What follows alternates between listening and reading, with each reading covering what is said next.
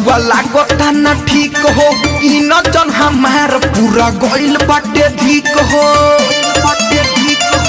ए राजा जी ए हो मारता न की रउआ लागता न ठीक हो ई न जन हमार पूरा गइल बाटे ठीक हो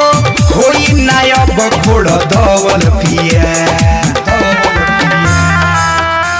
करीना कंटा रवल पिया डालीना पेटा रवल पिया करीना कंटा रवल पिया डालीना पेटा रवल पिया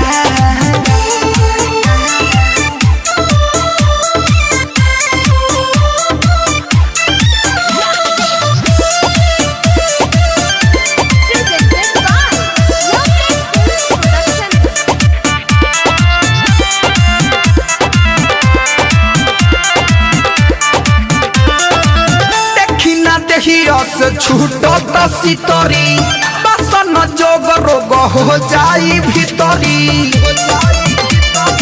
ए राजा बुझी दक्षिण दहिया से छूटत सितरी बसन जोग रोग हो जाई भीतरी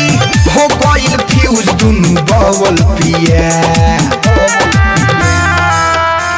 करीना कंटा रवल पिया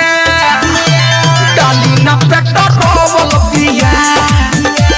करीना कंटा रवल पिया डालीना पेटा रवल पिया बुझी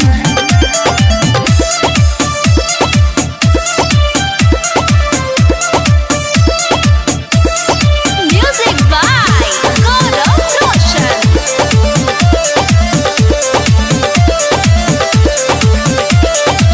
नया चीज हो लोडिंग से मोबिल के देह बकीज हो हर बात बुझो नया दराई बरया नया चीज हो लोडिंग से मोबिल के देह बकीज हो शिवजी बिगाड़ी ना महवल पिया करीना कंटा रवल पिया डालीना पेटा रवल पिया करीना कंटा रवल पिया